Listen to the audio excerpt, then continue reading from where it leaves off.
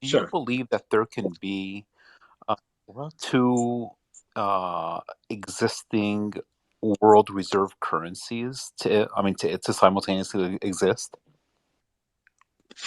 I do, and I think that could happen. I think it's quite realistic that a lot of the world is just done with the dollar as their reserve currency. And I think that there's a lot of places that are willing to try something else. And one of my scenarios, and I don't think it's going to play out quickly, but like one of my wild case success scenarios for a digital asset is if countries start to realize that the US dollar is not going to be the reserve currency forever. Other things are going to be the reserve currency. And the same thing that we saw with banks. Like people when we started selling software to banks, people would say to me, why would a bank use something that like you guys were selling them when they could use something that was like made by banks?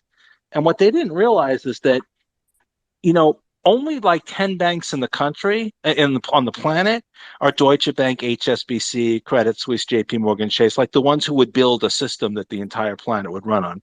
For the rest of the banks, that's 6,000 smaller banks, those are their biggest, strongest competitors. Those are the entities they hate the most. They would not want to use the system built and maintained by them because it's going to be biased in favor of them, their biggest and strongest competitors. And I think the same thing could happen to nations.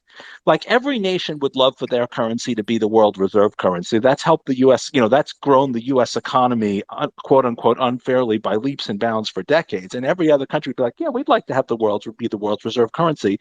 But the only countries that could possibly pull it off is the US holding its position, maybe the EU, maybe Russia, maybe one or two others. But realistically, most countries know that if there's going to be a new world reserve currency that's a country's currency, it's not going to be them. And so they might actually prefer a currency that nobody can control to one that's controlled by their largest geopolitical rivals. And so that's like what I think is the biggest possible success scenario for digital for digital assets. If these countries are like, okay, well, the US dollar can't hold on forever, but it's not going to be our currency because no one's going to want to repeat the US dollar scenario. Nobody but the EU wants the EU to replace the dollar, right? Nobody but Russia wants the ruble to replace the dollar. Nobody but China wants the yuan to replace the dollar. So maybe they could settle on a currency that nobody could control rather than one controlled by their most powerful geopolitical rival. So if you want a success scenario, that's the one that I think is the most likely. But the money question is, how do you get everybody to agree?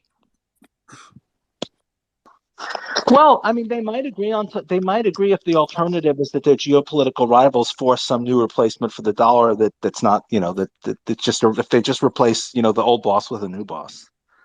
If the choice is no boss, if that happens to make a bunch of cryptocurrency people rich, I don't think they're going to see that as too much of a minus.